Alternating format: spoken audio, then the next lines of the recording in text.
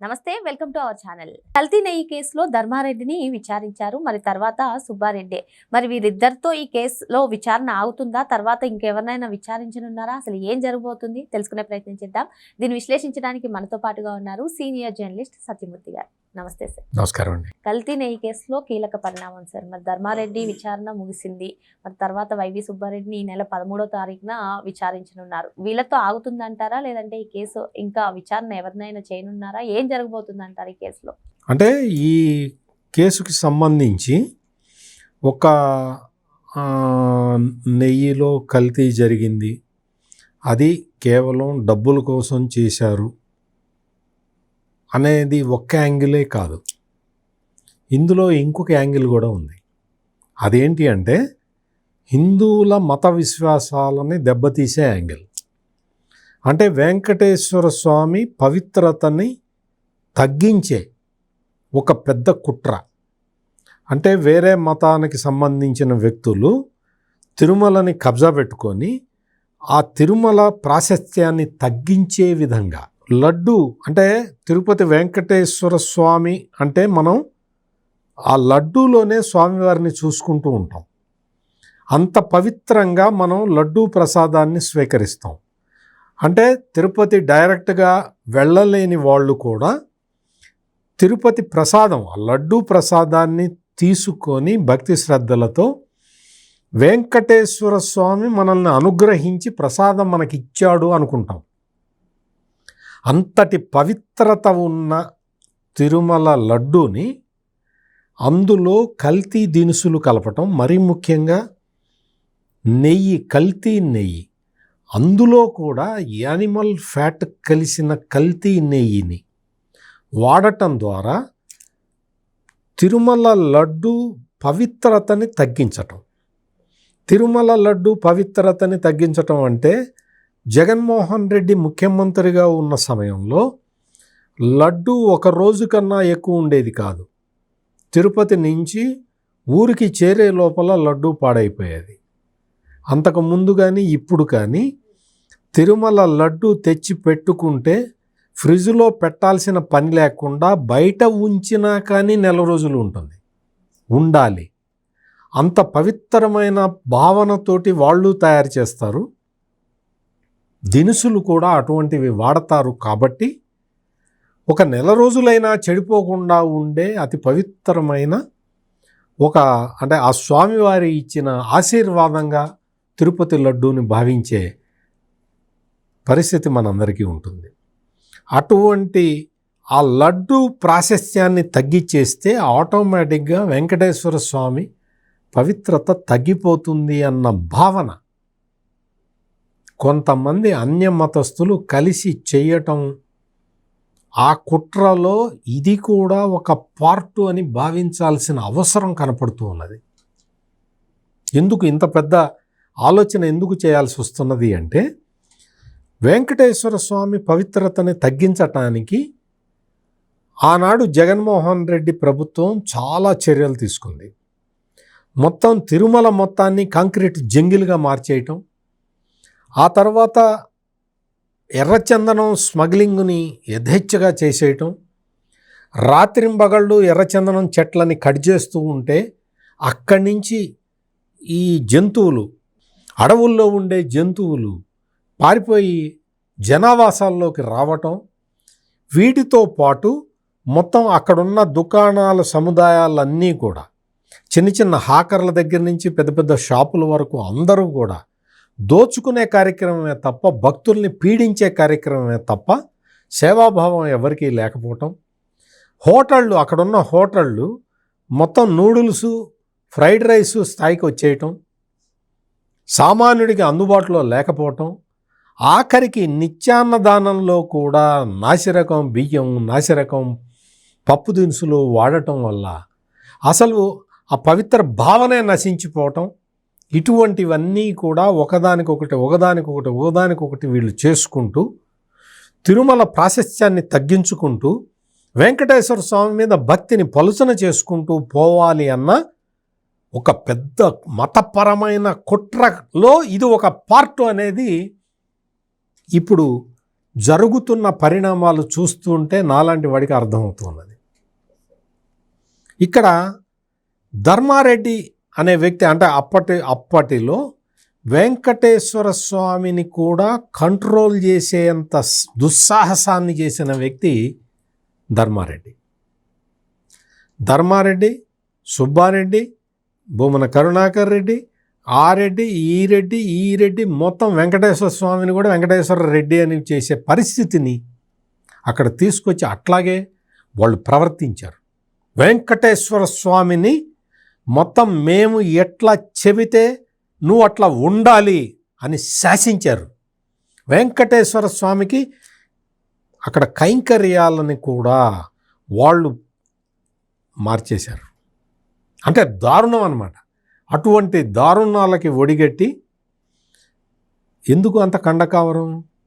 ఎవరైనా హిందువు అయితే, నికార్సైన హిందువు అయితే, హిందూ ధర్మం మీద నమ్మకం ఉన్న వ్యక్తి అయితే వెంకటేశ్వర స్వామిని ఈ విధంగా సవాల్ చేయగలుగుతాడా?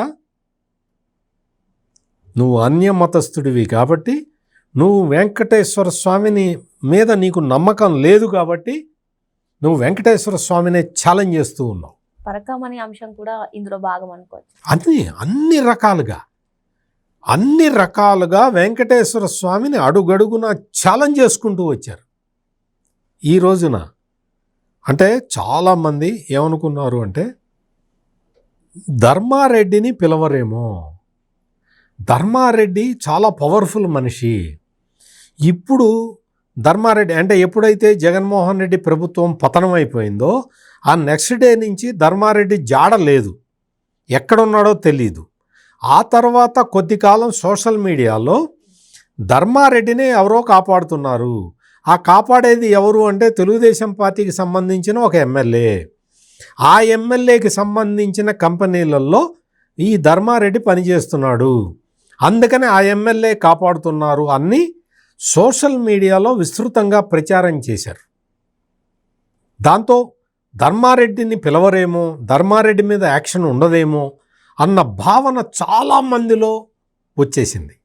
ధర్మారెడ్డి మోస్ట్ పవర్ఫుల్ పర్సన్ ఏమో, అతన్ని ఎవరూ శిక్షించలేరేమో అన్న ఒక ఆలోచన వచ్చింది, అందరికీ చాలామందికి వచ్చింది. ఆ తర్వాత ధర్మారెడ్డిని ఏ విషయంలో కూడా విచారణకి పిలవకపోవటం, చాలా విషయాలు ఉన్నాయి కదా, ఏ విషయంలో కూడా ధర్మారెడ్డిని విచారణకి పిలవకపోవటంతో సోషల్ మీడియాలో జరిగిన ప్రచారం వాస్తవం అని చెప్పి అనుకున్నారు. కానీ ఈ రోజున ధర్మారెడ్డిని విచారణకు పిలిచారు. ఈ విచారణకి పిలిచిన తర్వాత ధర్మారెడ్డి ఏమి చిన్నపిల్లాడు కాదు, చాక్లెట్ ఇస్తే నిజం చెప్పేయటానికి. ఖచ్చితంగా ఇది నాకు తెలియదు అనే చెప్పుంటాడు. ధర్మారెడ్డి ఈ విధంగా నాకు తెలియదు, గుర్తులేదు, మర్చిపోయాను అని చెప్తాడు అని తెలియనంత అమాయకులేం కాదు సిబిఐ ఆఫీసర్లు కానీ సిట్ ఆఫీసర్లు కానీ అంత అమాయకులేం కాదు కదా. అందుకనే ఈ మొత్తం Bholebaba dairy, AR dairy, Vaishnavi డైరీకి సంబంధించిన ఈ రికార్డులు అన్నీ టేకప్ చేసి ఆ కంపెనీలకి సంబంధించిన వ్యక్తులను అరెస్ట్ చేసి ఆ తర్వాత ఆ కంపెనీలకి ఎవడైతే కెమికల్స్ సప్లై చేశాడో వాడిని పట్టుకొని ఇవన్నీ చేసిన తర్వాత ఇప్పుడు ధర్మారెడ్డిని పిలిచారు. ధర్మారెడ్డి నాకు తెలియదు, నాకు గుర్తులేదు, నేను మర్చిపోయాను అని చెప్పినా కానీ తర్వాత 13వ తారీఖు అప్పటి టీటీడీ చైర్మన్ వైవి సుబ్బారెడ్డిని రమ్మన్నారు. నేను 13 రాను, నేను 15వ తారీఖు వస్తాను అన్నాడు. 15 పర్వాలేదులే రమ్మన్నారు. అంటే 15వ తారీఖు అతను వచ్చిన తర్వాత అతన్ని అడుగుతారు. అతను అదే చెప్తాడు.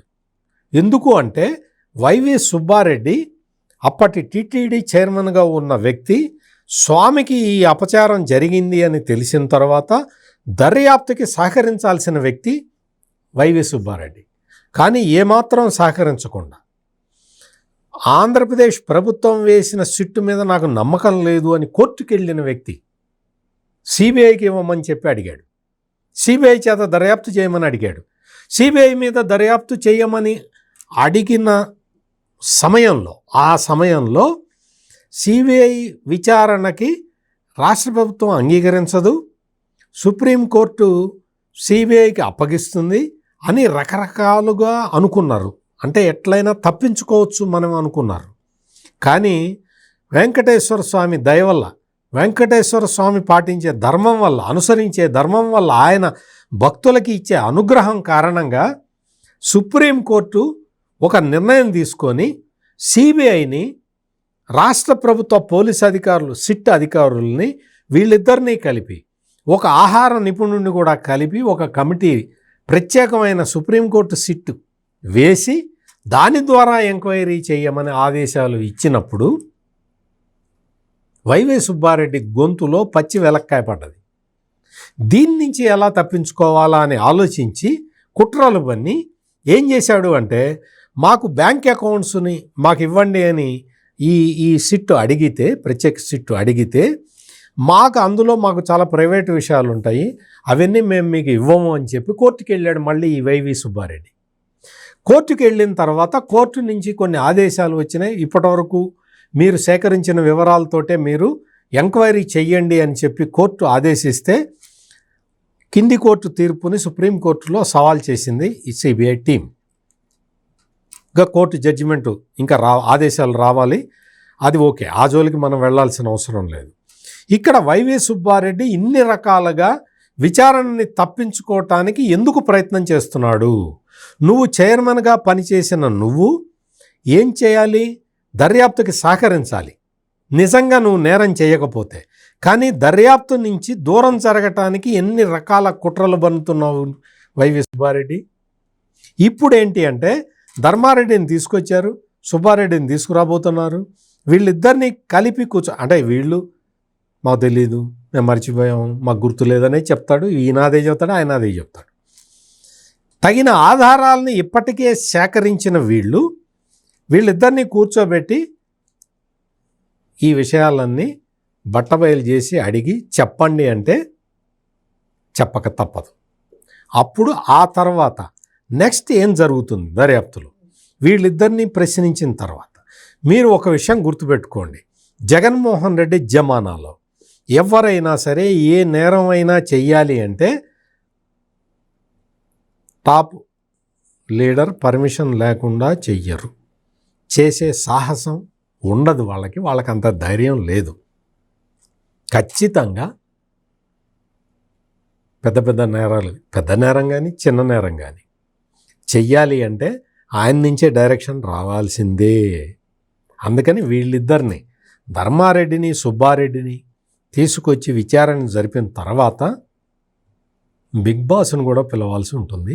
ఎందుకంటే బిగ్ బాస్ ప్రమేయం లేకుండా, బిగ్ బాస్ చెప్పకుండా, బిగ్ బాస్కి తెలియకుండా ఇంత పెద్ద నేరం, కలియుగ దైవం వెంకటేశ్వర స్వామిని మోసం చేసేంత పెద్ద నేరాన్ని చేసే సాహసం వీళ్ళిద్దరూ చేయరు కాబట్టి, అందుకని దర్యాప్తు పకడ్బందీగా వెళ్తున్నది. ఇంకా అంతిమ లబ్ధిదారుడు ఎవరు అనేది ఇప్పటికే వైవి సుబ్బారెడ్డి పిఏ దగ్గర ఆధారాలు దొరికినాయి.